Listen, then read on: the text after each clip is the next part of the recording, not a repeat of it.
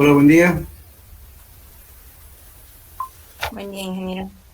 Bueno, ya saqué la lista. En total son 66 alumnos. Entonces, en base al... vamos a hacer, a ver, en grupos de 66.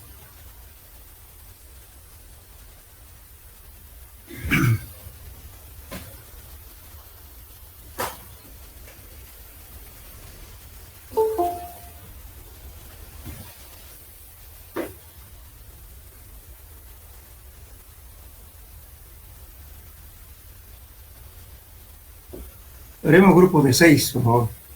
¿Ya? Yo entonces voy a repartir todos los temas para 6 grupos.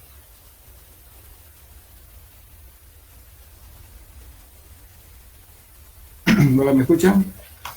Sí, ingeniero. Entonces pónganse, por favor, los alumnos que son más o menos afines o que se conocen y me pasan la lista de que sé yo, de 6 yo voy a poner el número de grupos en orden como me vaya llegando, ¿ya? Por favor. Se lo pasan al auxiliar, ¿ya? Díganme que me lo mandan. Bien, entonces yo voy a indicar qué temas van a desarrollar para cada grupo y bueno, entonces y empiezan a sería el desarrollo del tema. Bien.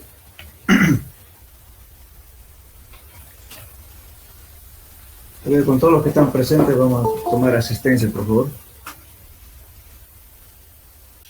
Bueno, entonces esta asistencia voy a tomar en cuenta y una asistencia vamos a tomar, ¿ya? Bien, entonces vamos a armar grupos de 6, por favor, ¿ya? Me mandan grupo 1, 2, solamente me manden grupos, los 6. Yo le voy a poner el número y le voy a dar el tema respectivo. Bien.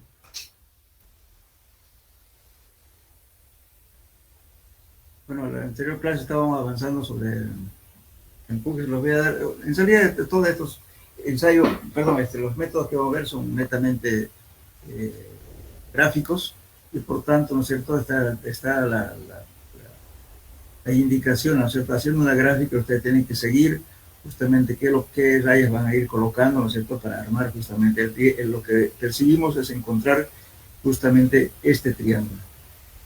Entonces el área de este triángulo multiplicado por el peso específico del suelo, eso nos da justamente el empuje activo. Entonces vemos aquí, por ejemplo, ¿no es cierto?, aquí tenemos un polígono de fuerzas y tenemos este valor de acá, ¿no es cierto?, el peso, aquí el empuje que soporta acá el muro, más la reacción que nos va a dar justamente este polígono de fuerzas. Solamente que hay que seguir paso a paso y hacerlo siempre a escala. Ahora, este H0 que ven acá, esta es una carga distribuida, como ya vimos en la anterior clase, es una carga distribuida. Entonces, esto se lo tomo como altura equivalente, H0. Para encontrar H0 no es más que la presión de este peso de acá dividido entre el peso específico, el suelo. Con eso encontramos justamente H0. Bien, entonces, lógicamente ya todos los dibujos los van a hacer con respecto a este gráfico, con H0. Bueno, entonces lo que encontramos justamente el empuje activo, como lo ven, el gamma no es más que la... Aquí está en resumen. El área del, o sea, todo esto es el área del triángulo que estamos viendo, el gamma del suelo, todo esto debido a la gráfica que me interesa allá. Entonces, este área de aquí, ¿no? Este área de acá, tiene que estar con escala. Entonces, todo paso a paso tienen que ir haciendo para que les dé este gráfico. Ahora el método, por ejemplo, el método de Poncelet es otro método también. En este caso lo mismo, aquí está la indicación, ¿no es cierto? O sea, para hacer este tipo, digamos, con este método, ¿qué es lo que hay que conocer primeramente? Es el ángulo de fricción interna del suelo y tienen que encontrar el peso específico del suelo. Esos son los datos básicos. Entonces, esta línea BT, igualmente en este caso también, esta línea, ¿cierto? La pendiente, es el ángulo de fricción interna. Con eso se empieza. Entonces el gamma, lógicamente, ya utilizamos cuando ya conocemos el área, igualmente en este caso, fíjense, el área que estamos calculando es esta, que está churada, es el área que encontramos. Y a esta área, CDG, multiplicada por gamma, eso es el empuje. En todos estos métodos que estamos viendo, ya se toma en cuenta justamente el ángulo delta, que es este de acá, que es justamente el rozamiento entre el suelo y el muro. Casi todos estos métodos están basados en el método de Coulomb. Solamente Rankine, ¿no es cierto?, que desprecia este ángulo de aquí. Entonces, por eso sus cálculos son mucho más simples para hacerlo. Pero todos estos métodos gráficos se han basado justamente en tomando en cuenta este ángulo que plantea justamente Coulomb. Entonces ustedes, por ejemplo, si se les da la tarea de resolver, entonces, ¿qué es lo que van a hacer? Entonces, supongamos que les digo un tema, les digo, calculenme por Poncelet el empuje pasivo, ¿no es cierto? Y de repente les voy a dar un muro. Ese muro se aplica una fuerza. Entonces, eso hay que ver. Bueno, voy a adelantar un poco para explicar. Después del método, como les digo, como son métodos gráficos, es seguir el lineamiento, lo que dice aquí, paso a paso, para que construyan esto. Todo está con escala. Entonces, en cada uno de los métodos, el objetivo es encontrar esto.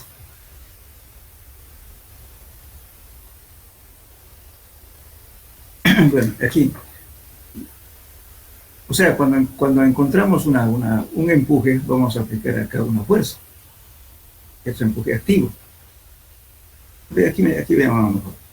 Supongamos que tengo, ¿no es cierto?, aquí un empuje va a producir un empuje activo. Este empuje activo puede producir volcamiento, desplazamiento, o el peso de este suelo va a producir también hundimiento. Ahora, a la fuerza de empuje activo, ¿qué es lo que contrarresta? Es el empuje pasivo, y el empuje pasivo es esto, en sentido contrario.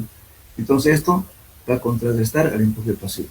Algunas veces, cuando las verificaciones no cumplen, entonces hay que considerar, ¿no es cierto?, enterrarlo, digamos, la base del muro de contención, para que esta fuerza contrarreste el empuje.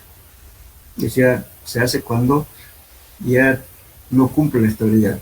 Y justamente las condiciones de estabilidad son estas. La verificación de estabilidad de un muro de gravedad.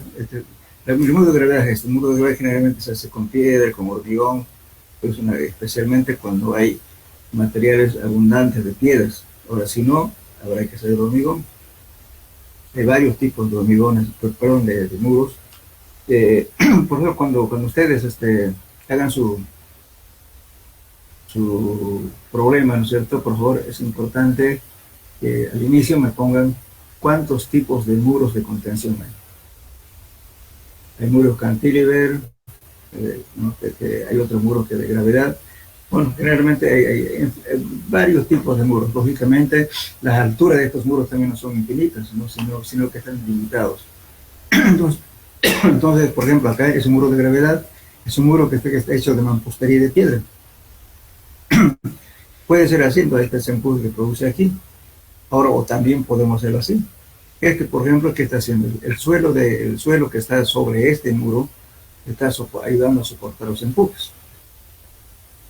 También podemos, por ejemplo, este talón que está aquí justamente va a ayudar, va a contrarrestar bastante los empujes que hay aquí, porque no va a permitir que se desplace. ¿Por qué? Porque tiene mayor área de contacto con el suelo.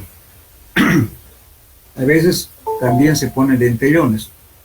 Yo tengo un empuje muy grande, yo lo pongo aquí un dentellón. ¿Qué es un dentellón? Pongo un elemento parecido a esto, como una pata acá, ¿no es cierto? Y eso me va a impedir de que esto se desplace. Entonces el suelo actúa aquí como un empuje pasivo que contrarresta el empuje activo.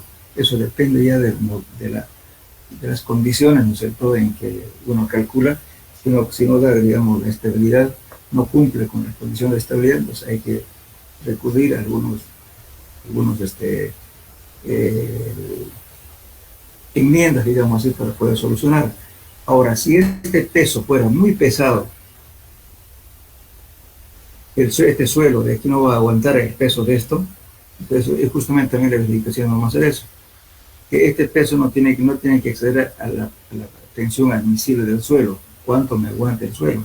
Si este es muy pesado, que se va a hundir. Si se va a hundir, entonces yo puedo contrarrestar aquí colocando pilotes. También a los muros de contención se colocan pilotes. Y ponemos pilotes y luego, lógicamente, que esto va a favorecer a que este muro no falle por volcamiento ni por deslizamiento. También por la falla del suelo malo. A veces el suelo tan malo, ¿no es cierto?, que si le ponemos este peso se va a hundir, entonces se colocan pilotes. Bueno, hay varias soluciones que hacer. Justamente en estabilidad, cada grupo cuando calcule su empuje y con el muro que le voy a dar, tiene que verificar su estabilidad. No es necesario que hagan tanteos. Si no cumplen las condiciones, digan ustedes, no cumple, por tanto hay que hacer un trabajo adicional, aumentar un criterio de ustedes, para que no pierdan tiempo, porque si no, lo ideal sería que si no cumple, entonces hay que volver a recalcular. Entonces le va a ser largo, pero en la práctica se hace eso. Cuando no da, entonces hay que cambiar las dimensiones o alguna cosa que hay que hacer para que cumpla las condiciones de estabilidad. Pero en este caso ustedes, si no cumple, pongan una nota, no cumple por tales razones. Se debe hacer tal cosa, su criterio. ¿Ya? Es lo que tienen que poner. Entonces también, entonces ahí entra también la estabilidad de talud. Por ejemplo, digamos, este pendiente. Entonces, si pongo así, ¿con qué ángulo voy a poner? Por eso entran las dos cosas, el empuje de tierra, ¿no es cierto? Y también entra estabilidad de talud. Es el segundo tema que vamos a ver. Bien, entonces ahora, las condiciones, ¿cuáles son? Primero, primera condición que se verifica es contra el vuelco. Evidentemente la condición para que el muro no vuelque en torno a la excentricidad extrema de esta parte, este es el esquema que estamos haciendo, ¿cierto? La figura 194, que el momento del peso del muro sea mayor que el momento del empuje, lógicamente que esto no puede moverse, entonces aquí vamos a hacer verificación. Esa es la primera condición de verificación contra el vuelco. Y la segunda condición de esta verificación es contra el desplazamiento, para que todo este muro no se vaya así.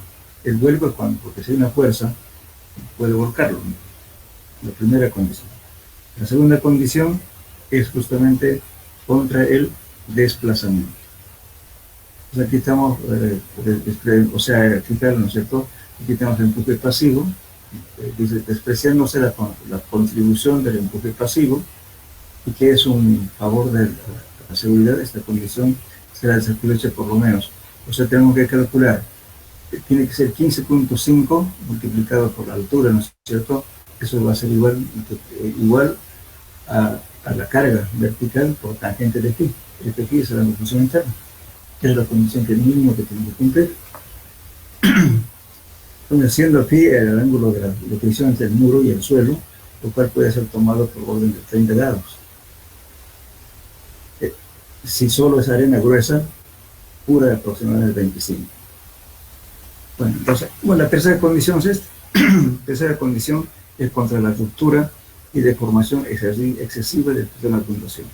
O sea, cuando en ese caso esta condición que se verifica debido a que este peso de este elemento que estamos poniendo, que es el muro de contención, sea muy grande, ¿no? A lo que puede soportar el suelo.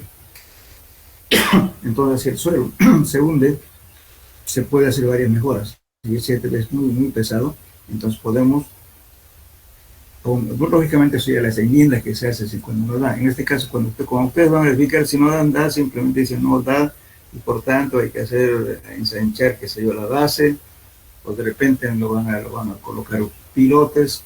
En fin, hay varias soluciones que pueden hacer. Eso ya ustedes ponen una notita. Entonces estamos verificando justamente que este peso de acá que sea soportado por el suelo. Entonces, lógicamente, por esa misma razón, aquí se hace el estudio de suelos para poder determinar cuánto es su tensión admisible del suelo. Es de esperar de que esta tensión que está actuando sobre esto, ¿no es cierto?, no sea mayor que lo que puede soportar el suelo. Es lo que verificamos.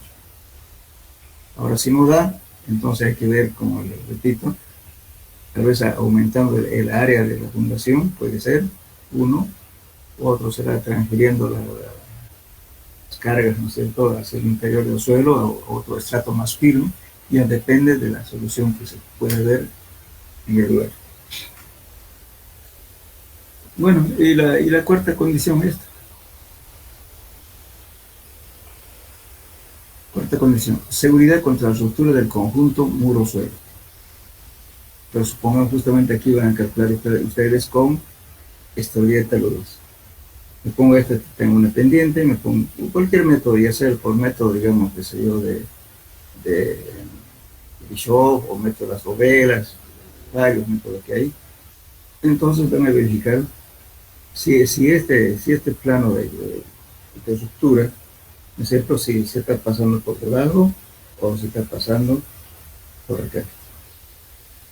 Ahora, si pasa esta zona de falla por acá, es de un augurio porque no va a pasar, el muro va a soportar toda esta cosa acá.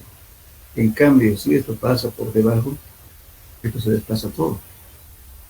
Entonces hay una ruptura. Entonces en ese caso van a tener que hacer algo. De repente tienen que disminuir esta pendiente, o algo hay que hacer, o de repente tengan que hacer banquinas para aliviar los pesos, para que este plano de falla no pase por aquí. Porque si hace eso, entonces pues, cuando llueve, especialmente cuando llueve, se pone, digamos, no sé, por la condición extrema. También, lógicamente, para ese caso también hay que colocar aquí barbacanas, que son agujeros que se coloca aquí para poder aliviar los empujes cuando hay precipitaciones pluviales. Cuando llueve, lógicamente este suelo se satura, entonces aparte de que el suelo empuja, va a empujar también el agua. Entonces tenemos que tener presión hidrostática que hace un empuje. Para aliviar eso, entonces hay que hacer barbacanas. Se hacen agujeros, se colocan tubos en los muros con diferentes separaciones, ¿no es cierto? Si este muro es muy largo, pues habrá que poner varios de esos, pero debidamente protegidos. Y aquí entonces la barbacana que se coloca aquí, no se tiene un dibujo, repito. Estas son las famosas barbacanas, fíjense. Estamos colocando, todo este es un muro de contención, y esto es justamente, voy a hacer huecos acá, que está dibujado en plano. Entonces voy a dibujar de tal modo, ¿no es cierto?, de que el agua no tenga tanto empuje, ¿no es cierto?, como puede hacer. Aquí un empuje hidrostático debido al agua, que aparte de que el suelo ya está saturado, está en las condiciones extremas. Sí, inclusive hay libros, ¿no es cierto?, los brasileños tienen bonitos libros, ¿no es cierto?, que ya le dan la separación de uno a uno por norma, como está normado ya. Dice que un muro de tanto debe de ser una barbacana con un diámetro de tanto, una separación de tanto, ya está. No basta hacer uno, depende de la altura para colocar la cantidad de barbacanas que hay. Por eso se van a fijar ustedes un muro de contención, a veces hay varios huequitos, en tanto longitudinalmente como también en la altura. Eso es justamente para aliviar los empujes. Ahora, también otra cosa que se hace en tratamiento, también a veces se capta, justamente se puede colocar un tubo inclinado, aquí un tubo, fíjense, inclinado, y lo saco el agua por acá. Voy a recolectar justamente la cantidad de agua que este tubo tiene que ser perforado, pero debidamente revestido con grado y con geotextil, y luego boto por acá. También puede haber otro que se pone en vertical, no solamente horizontal. Entonces esto pues, se colecta la cantidad de agua, ¿no es cierto? Y evacúa por acá. Si ustedes se fijan, a ver, cuando salgan de clases o están pasando por algún canal, se van a fijar que al pie, o sea, de la base del canal de drenaje, a unos cuantos centímetros están los tubos que están saliendo de ahí. Justamente eso es para evitar el empuje del agua que puede dañar a la estructura. Entonces eso se debe hacer mantenimiento permanente, pero en nuestro caso no hace mantenimiento. Y cuando no haces mantenimiento resulta que ya no fluye el agua y por tanto aparece un empuje, y la resultante de ese empuje va a estar a 2/3 de H, como en este caso. Entonces en este caso, ¿qué va a pasar? La resultante va a estar aquí, una fuerza tan grande, o sea, que lo va a romper. Y aparecen las fisuras en toda la longitud de los canales que están de drenaje en la ciudad. Eso ocurre ahora, lógicamente, también hay que tener mucho cuidado, porque si yo tengo este muro y le pongo aquí un tubo, pero no lo he protegido de acá, porque el tubo es perforado, no le he hecho un revestimiento adecuado, no he colocado grava para controlar el transporte de sedimento, entonces ¿qué va a pasar? Por acá el agua va a salir por acá, pero llevan esos sedimentos. Entonces esos sedimentos, ¿no es cierto?, son partículas pequeñas, ¿no es cierto?, que están en los espacios vacíos dejados por estas partículas más grandes. Entonces, con el tiempo, solamente va a quedar las partículas gruesas, que no han podido salir por el agujero del tubo. Entonces, de tal modo, ¿no es cierto?, toda esta zona queda estable.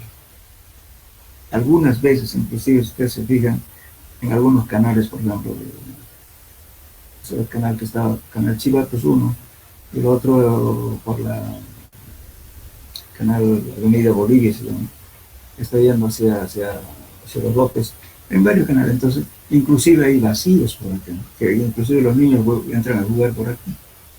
Entonces aquí está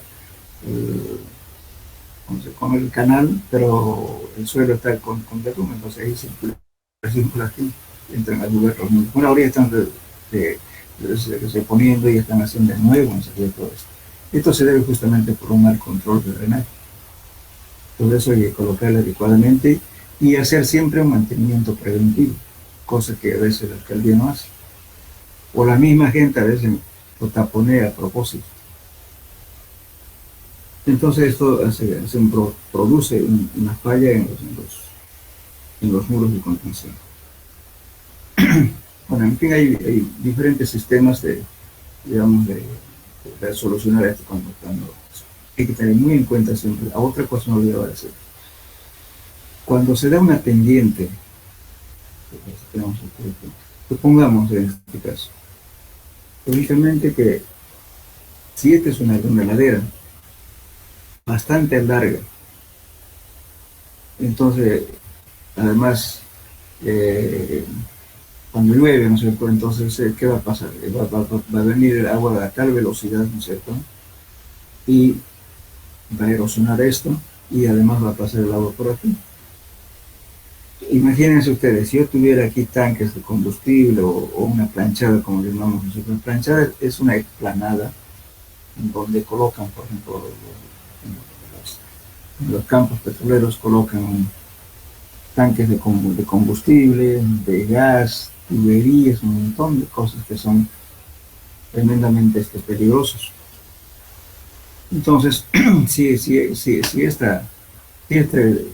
cantidad, esta cantidad de tierra produce falla y esto viene por aquí, entonces puede causar daños y accidentes fatales. En ese caso siempre hay que controlar. De tal modo, ¿no es cierto?, que si tengo este problema, pues vamos a ir cortando acá. Eso se llaman banquinas. También en carreteras se hace eso. En banquinas van cortando, es una especie de escalera. Y, lógicamente, en cada banquina se hace un canal, una cuneta aquí, al fondo, y luego se evacúa el agua, siempre en las montañas hay salidas de agua, a un lado, una quebrada, pues hasta ahí se dirige. Y aquí, lógicamente, aparte de eso, hay que hacer un canal revestido, un pequeño canal de coronamiento, se llama, un canal de coronamiento. Pero entonces ese canal de coronamiento, ¿qué va a pasar? Pues el agua llega acá y también lo evacúo a algún lado mediante un canal.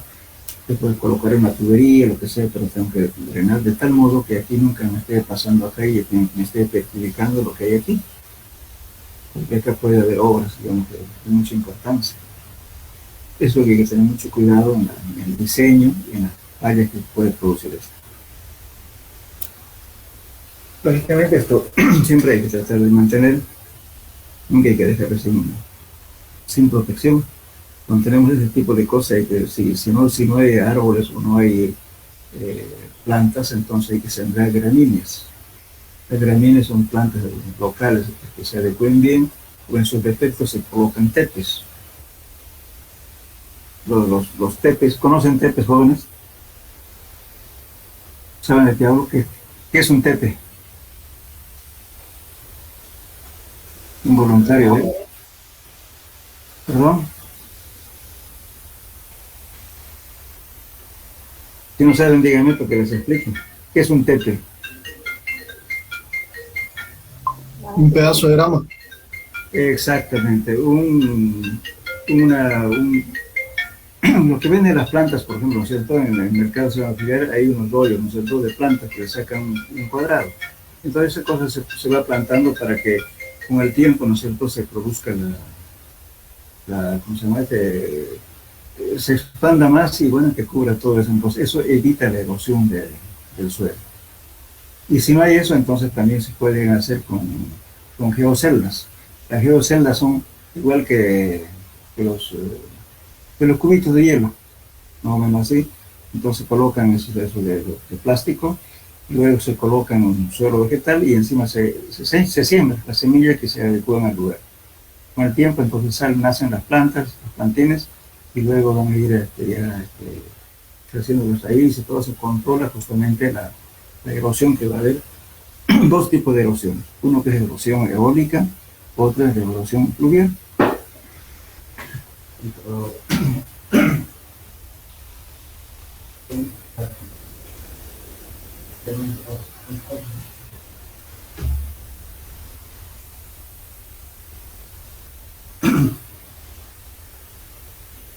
Bien, no disculpa.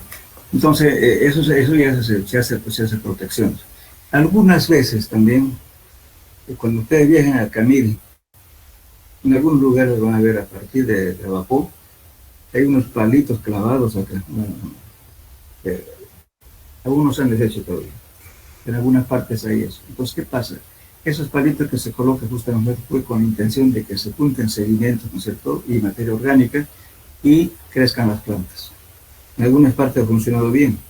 Cuando se hizo la carretera, se hicieron cortes, pues bastante largos. Entonces, para abaratar costos, en vez de hacer geoceldas, en vez de colocar tepes, colocaron palos del lugar, clavados, palitos ahí para que se junte el sedimento, y echaron semillas en algunas partes, en otras partes solamente ya la misma naturaleza ha hecho que vengan semillas del lugar y nacen plantas. Entonces han mantenido la estabilidad de los cortes que se ha hecho.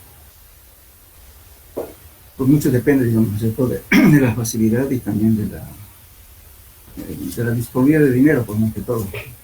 Ahora es más barato. Pero hay que hacer esa protección.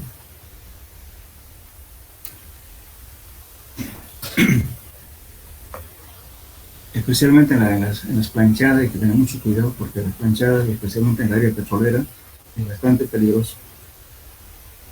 porque puede haber una falla, porque supongamos que tenga mayor pendiente, viene una falla y viene aquí con piedras y todo. Accidente fatal puede ocurrir. Con La Paz, por ejemplo, cada vez nosotros tenemos ese problema. De que pasa una tubería, la tubería va filtrando agua y va produciéndose una zona de falla. Varias veces en La Paz, por ejemplo, hubieron accidentes que el agua potable, ¿no es cierto?, la fuga de agua potable o una alcantarilla sanitaria ha hecho de que se produzca la zona de falla y se derrumbó con casa y todo. Entonces, no es cuestión, digamos, de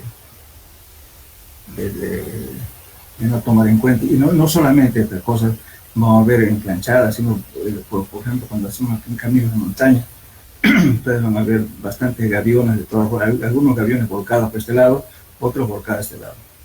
¿Y qué pasó ahí? Bueno, los aviones que se volcaron a este lado justamente porque no se controló la filtración, pues como un gavión ¿conocen gaviones, no es cierto? ¿Hola? Son mallas metálicas, ¿no es cierto? Un canasto, una palabra, colocó la piedra y metidos a una malla metálica. Finalmente esas mallas son verticales y no se le ha hecho, digamos, ¿no es cierto?, el tratamiento adecuado atrás de, digamos, ¿no es cierto?, de los aviones. Entonces, ¿qué pasó? Entonces el agua viene y se lleva el sedimento y pasa por todo lado como un canasto. Entonces esta parte queda inestable y por consiguiente esto, y el agua además va a salir por acá, entonces todo lo deja inestable, entonces por el mismo peso de la piedra se vuelca, se queda en este lado. Ahora lo otro también es cuando se vuelve a este lado. Entonces, ¿qué pasa? A veces no se ha hecho un control adecuado en esta zona de aquí, entonces el agua pasa por esta parte, sale por aquí, desestabiliza esta parte, y no se han hecho las barbacanas correspondientes, ¿no es cierto?, que hay que aliviar, porque acá hay que colocar también, si es posible, una manta sintética, ¿no es cierto?, y de tal modo y colocar los tubos para que el agua salga limpia por acá. Entonces esto alivia los empujes y aparte evita de que esos tubos que se lleven sedimento de aquí, entonces eso es inestable, entonces eso mantiene estable el muro y por tanto no se va a caer. Pero si no hacen eso, si lo colocan, digamos, lo impermeabilizan aquí totalmente, entonces el empuje lo va a cancelar. Ese tipo de cosas se hacen en obras. Y donde no hay gaviones, pues se hace de hormigón armado. Pero las condiciones de tratamiento, de las filtraciones de los empujes es lo mismo que en un gavión.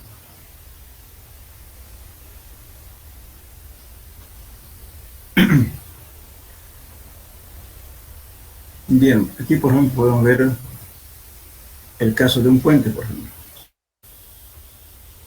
Aquí tenemos aquí está el estribo de un puente, y esto es la estructura del puente que está apoyado acá. Lógicamente acá, primeramente se va a hacer el estribo, digamos, ¿no es cierto? Aquí me veámoslo acá.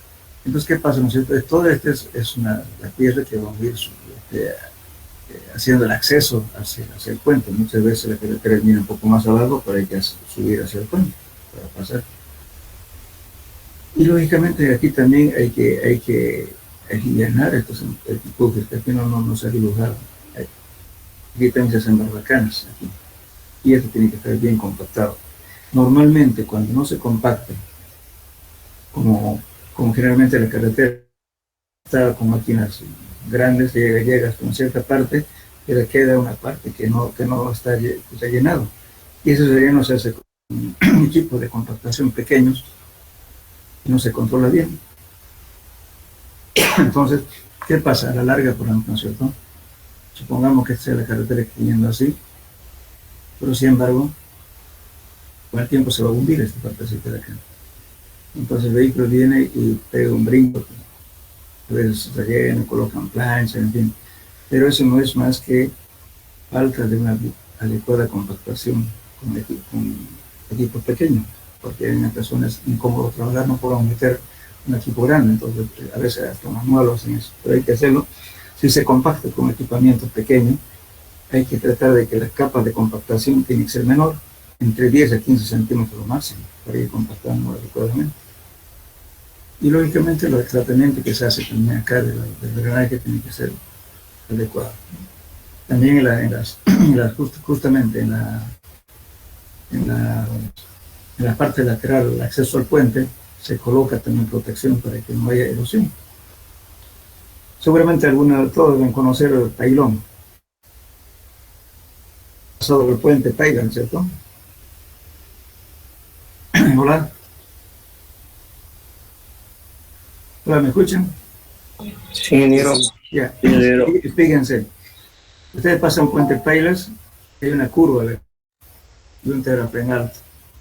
Ese terraplén alto se hizo después, si ustedes se fijan con respecto a la altura de la vía férrea, la línea de la vía férrea está abajo. Y toda esa parte, digamos, ese terraplén grande, se ha hecho rellenando con hielo. Entonces se ha hecho formó el terraplén. Todas esas zonas eran bastante peligrosas, había arena, qué sé yo. Pero inmediatamente se colocó tepes, se colocó plantines, fíjense ahora ese terraplén está estable hace muchos años. Es un tratamiento, entonces todo ese terraplén es artificial, no era natural. El suelo estaba a nivel donde pasa el tren. Pero esa cosa, ¿no es cierto? Hay que tener cuidado en todo, entonces siempre la erosión, en lo posible, ni bien se construye un terraplén, hay que proteger la parte lateral, especialmente si tienen limo, inmediatamente hay que sembrar o colocar el suelo vegetal. Sobre el suelo vegetal hay que echarle semilla o plantar algo para que no haya erosión eólica ni erosión fluvial, porque el limo es lo más peligroso. Cuando el limo, entonces cuando viene el viento se lo lleva, es finito. Y cuando se humedece, ¿no es cierto?, con agua, eso se desplaza, se desmorona. Es bastante peligroso. Pero siempre hay que ir haciendo el terraplén, protegiendo eso. Bien, entonces, eso es lo que vamos a hacer justamente, lo repito, no sé cuánto, ustedes van a aprender a calcular por cualquier método un empuje. Ese empuje lo verifican. Si se vuelca, se desplaza, se hunde, o si la zona de falla, ¿no es cierto?, va a pasar por acá o pasa por aquí. Eso es la tarea. Entonces, justamente, los dos temas tienen que aprender por cualquier método suficiente que aprendan uno, digamos, de empujes, uno de estabilidad de luz. Pueden hacer su programa. También hay programas para vender, por ejemplo, el método de Bishop, ahí, para adquirir. O también pueden, ahora, si hacen un programa, que sé yo, pueden compartir con los compañeros, y además el grupo que haga eso, bueno, va a tener un puntaje más alto, lógicamente, por la contribución que hace el grupo, y tal vez que esté bien hecho se lo puede compartir, pues, inclusive en la universidad, para que la gente que precise, ¿no es cierto?, o por último, pues lo ven, que está bien hecho. Se puede hacer porque hay gente que necesite un programa. Bien. Está claro, entonces, ¿por qué, no es cierto?, la verificación que tienen que hacer cada uno de ustedes, ¿verdad? No es solamente determinar la fuerza de empuje. No hacemos nada, pues una fuerza, pero ¿qué hacemos con eso? La cosa está haciendo el muro y tenemos que verificar si aguanta o no aguanta. Esa es la finalidad. Porque estoy diciendo eso porque hay muchos grupos cuando hacen, llegan un empuje activo tanto, listo. No, eso no es ni la mitad del trabajo. Lo difícil es hacer justamente las verificaciones.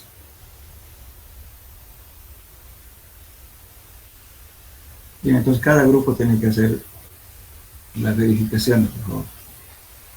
Ahora los métodos que empleen es para determinar una fuerza. Aquí está el método de Coulomb.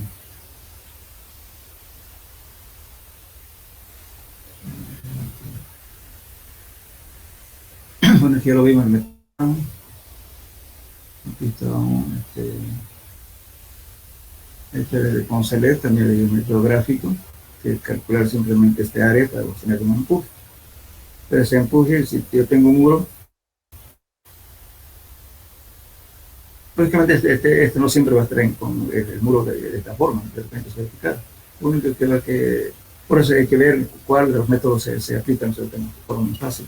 Ahora tenemos también el método, esto por ejemplo, el mismo método, digamos, de Poncelet, también se puede utilizar cuando el ángulo de presión interna es muy pequeño. Fíjense ustedes, si hacemos un cálculo, un ángulo de presión interna es este ángulo. Va a haber un momento, ¿no es cierto?, con respecto a hacemos esta línea, ¿no es cierto?, con este ángulo phi, que es el ángulo de presión interna, tomo un punto de acá, que es el muro de contención, y trazo y voy a tener aquí esta línea. Y este es línea horizontal, está en la parte superior del suelo. Entonces, esto me va a permitir calcular. Pero, ¿qué pasa si este ángulo es muy pequeñito? Puede ser un limo, o sería limoso, lo que sea. Entonces, este ángulo, al ser tan pequeñito, este se va a ir infinitamente largo. Entonces, en ese caso, utiliza Poncelet una trampita, ¿no? Aquí, si ustedes lo leen, lo van a tener. Esto es exclusivamente para suelos que tienen un valor muy pequeño del ángulo de presión interna. Entonces, aquí está la explicación como van a ir trazando de esto, ¿no es cierto? Entonces no necesitan que esta línea intersecte con la horizontal. Entonces, esto es un caso particular para suelos que tienen bajo ángulo de presión interna. Bueno, lo mismo aquí, el mismo está hablando de cargas distribuidas. También esto lo que se hace es siempre hallar la altura equivalente, que es la carga distribuida Q dividido entre el peso específico del suelo. Ese H, pues es como eso trabajan para hacer el cálculo y determinar este área de aquí.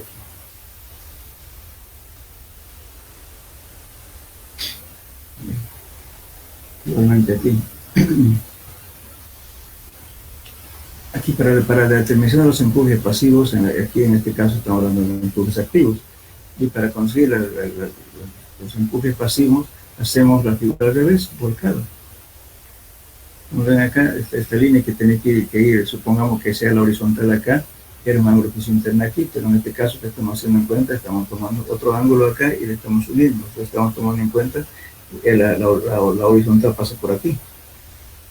Entonces estamos tomando en cuenta el mismo ángulo, pero para abajo. Entonces trabajamos así, calculamos el empuje pasivo. Están aquí las explicaciones de la secuencia que van a hacer ustedes. Este es el método de gráfico de Kuhlmann. Kuhlmann también es lo mismo, todo basado, fíjense, en la hipótesis de Coulomb. El Coulomb toma en cuenta justamente la fricción entre el paramento del muro y el suelo. Además, siempre el ángulo de fricción interno. Entonces, en cualquier cálculo de muro de contención hay que conocer phi y gamma. Ahora, cuando son suelos saturados, obviamente ahí también es, ¿no es cierto? No siempre es pues, una sola masa de suelo. Puede haber también, ¿no es cierto?, diferentes estratos. En ese caso, hay que tomar en cuenta la estratificación y bueno, las condiciones, ¿no es cierto? Si hay agua también, aquí arriba el diagrama va a ser diferente. El diagrama sureño y más abajo estará saturado, entonces trabaja con saturado. Lo mismo aquí, el procedimiento que es siempre encontrar justamente este triángulo. Quiero hacer esto acá.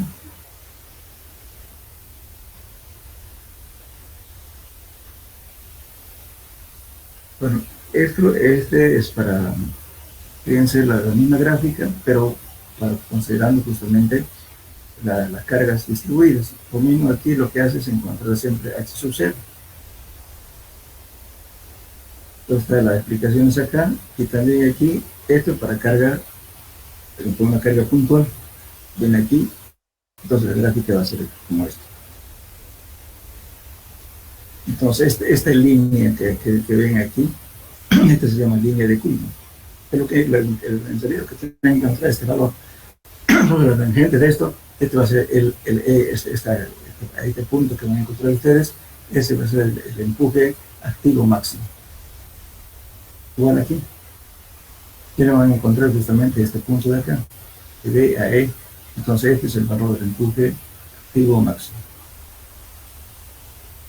Esta gráfica de Kuhlmann es uno de los métodos que más se emplea en la parte gráfica, porque se adecua para cualquier forma, digamos, tanto del muro de contención como también de la superficie superior del terreno. Para cualquier método se adecua, para cualquier forma tanto del muro como también del suelo, se aplica este método. En la práctica, el método que más se emplea también es el método Kuhlmann.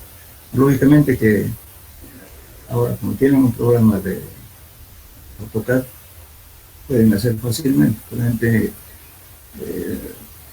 la escala es mucho más fácil para ustedes que manejen esos determinados valores, pero antes se hacía pues, con escala, con escalímetro, era un poco más difícil. Bien. En otros grupos, como estábamos en la parte presencial, varios grupos han hecho han desarrollado justamente un programa para hacer esto con los datos que daban de gama y de los datos de entrada, ¿no es cierto?, que conocen en este caso. Estamos usando este delta de acá, el ángulo de visión interna y el gamma del suelo, con eso se utiliza justamente estos métodos. Bueno.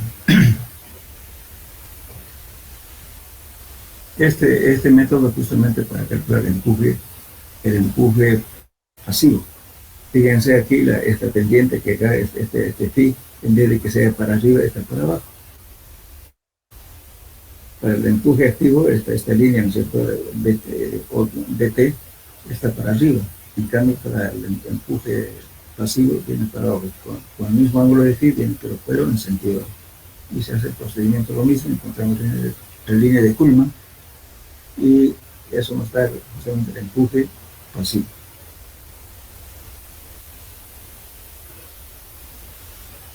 Bueno, también podemos determinar por partes también, ¿no? Por ejemplo, digamos, tenemos un muro de contención, podemos separarlo nosotros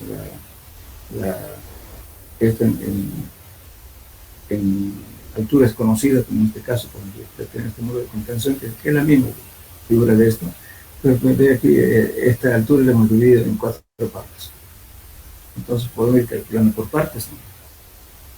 Haciendo valores, vamos calculando la resultante de cada uno, y vamos a encontrar la resultante por cuánto es el valor resultante de todo el empuje, y además vamos a ver justamente la altura por baricentro, ¿no es cierto? Podemos saber a qué distancia está pasando justamente la fuerza del empuje activo.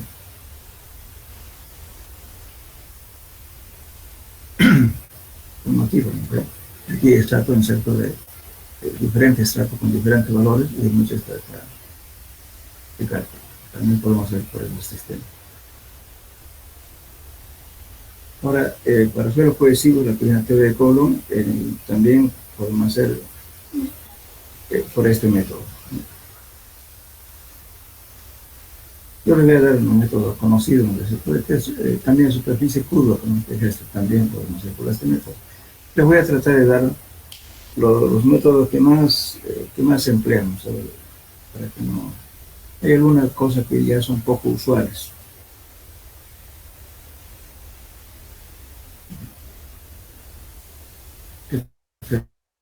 El método del círculo, superficie curva, crecimiento curva, este método, es poco aplicable.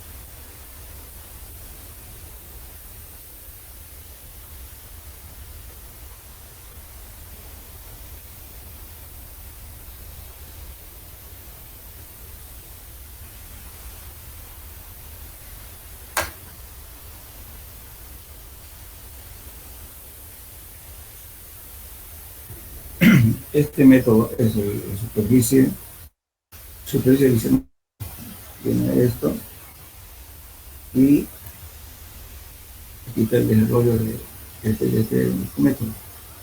Entonces lo que hacemos es encontrar justamente igual aquí el empuje pasivo, que era un medio de gamma por h al cuadrado multiplicado por coeficiente de empuje, en este caso para empuje pasivo.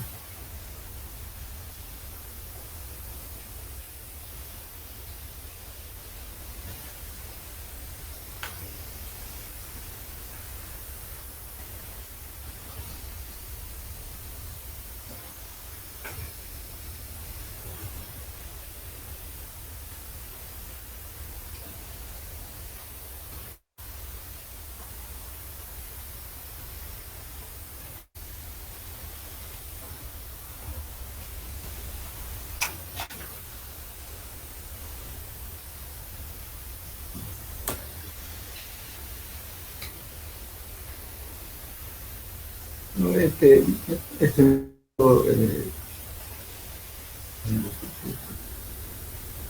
es el método de Iracuña, también este método que se puede aplicar. El otro método anterior que así es muy poco usual.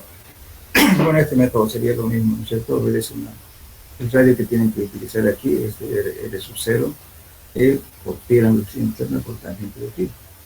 Entonces, utilizando esto también se puede calcular. Este es un método que se aplica también, hay programas para calcular por este método. Este es el método de Acuña, o sea, la teoría general de Acuña es esto. Lógicamente que un empuje activo, que es el P correspondiente, dividido entre D sobre E, lo que estamos sacando de la gráfica. D es esta distancia, ¿no es cierto?, de acá. Entonces calculamos este círculo de acá y calculamos, justamente tomando en cuenta el gamma de esto, vamos a ver el peso.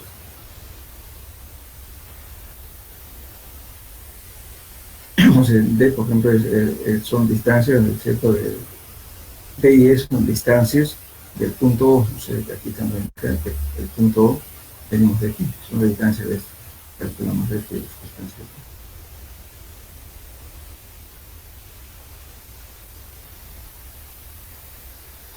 Donde con eso calculamos el empuje de activo, que es esto P sobre D, por este es el peso digamos que está contenido en el diagrama, digamos, circular que está colocando este P.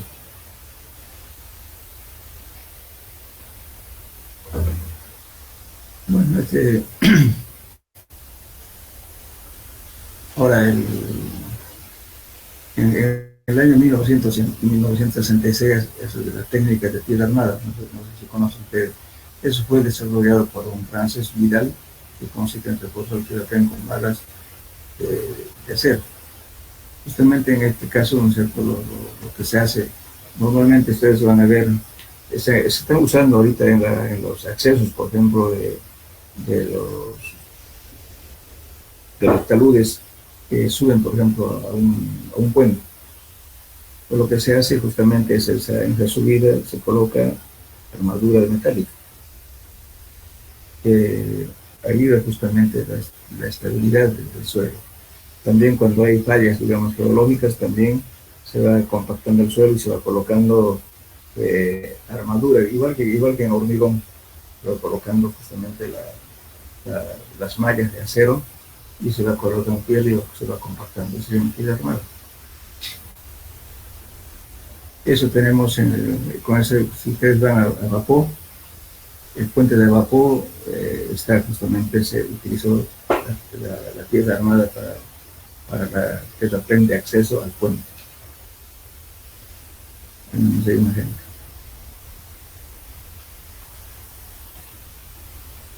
Bueno, hablamos ya de la condición de estabilidad. Y hablamos del rato. Después entraríamos ya a estabilidad de taludes. Bueno, en la próxima clase igualmente vamos a hablar de esto y voy armando ya los grupos de ustedes, ¿no es cierto?, con la cantidad de alumnos, de 6 cada uno. Entonces, por favor, hagan la lista de los alumnos, lo pasan al auxiliar para que me lo pase a mí y les asigne el grupo, por favor, de qué temas van a desarrollar con tiempo. Bien. Yo creo que llego de acuerdo con ustedes. Lo que pasa es que esta pregunta que le voy a dar con tiempo también es de Salvador Rendón, o eso lo van a hacer en el grupo, pero que trabaje el grupo. Cuando estemos dando el examen, ¿no es cierto? Lo que les decía, lo vamos a sortear. Y a quién le toca defender al grupo. Bueno, entonces, lógicamente que si hay alguien que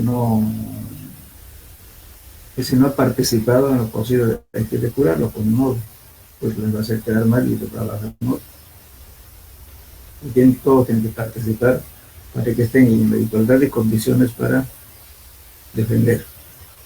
Ahora, si ya no puede eso, entonces uno puede haber uno que un voluntario, que es en caso de que no empiece, va a tener mayor nota. Para que tengan interés de estudiar y participar de hacer los trabajos. Y yo le doy con bastante tiempo para que hagamos. ¿Qué tiempo necesitamos? ¿20 días está bien? ¿O 15? No, 20. ¿Cuántos días? ¿20 días? Sí, ingeniero. Ya, entonces pásenmelo ahora mismo sus grupos y ya lo voy a asignar el día. Se lo voy a mandar las notas ya directo, se los mande ustedes quiénes son, qué grupo 1, qué tema, todo lo demás ya. Entonces yo ahí mismo voy a anotar en qué fecha van a entregar y qué fecha va a ser la defensa de cada uno de ustedes. ¿Ya? Ingeniero, la misma fecha de entrega va a ser la misma fecha de... Sí, la misma fecha vamos a entregar, lógicamente le voy a explicar qué es lo que se ha hecho, ¿cierto? A cualquier voluntario le voy a preguntar a ver cómo lo han hecho. Y sobre temas puntuales ya a la persona que le sorteamos. ¿De manera virtual o presencial, ingeniero? Presencial va a ser eso, presencial. ¿Ya?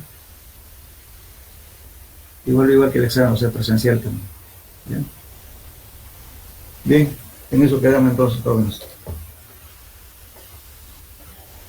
La próxima clase vamos a hablar justamente, le voy a dar el tema, pero ya en la próxima clase vamos a hablar sobre los métodos de estadía taludes.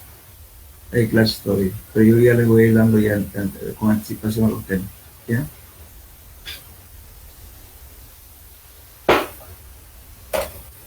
¿Están de acuerdo o qué más? ¿Alguna observación? Algo? O sea, la intención de esto es que hagan conscientemente, miren, no aprendan, porque les va a servir estos dos temas. Siempre van a trabajar en caminos, les va a servir. Van a trabajar haciendo un puente, les van a hacer calcular el acceso al puente. Y necesitan saber de empujes y historia de taludes. Sí o sí tienen que saber. Cualquier método.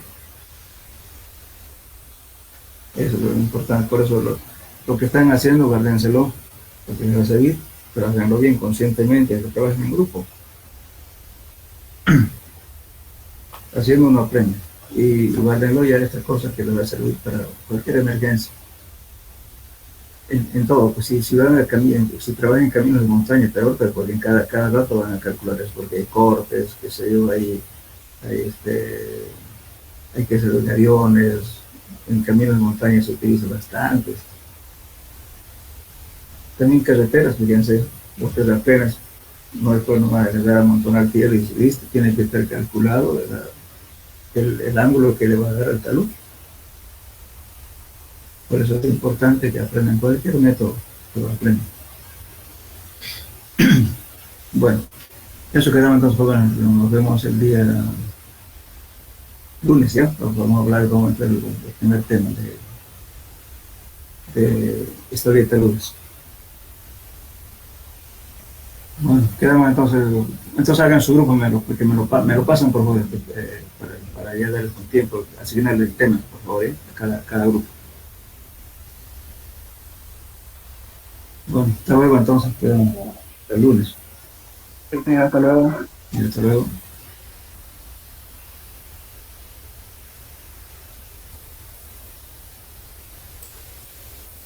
Hola, bien.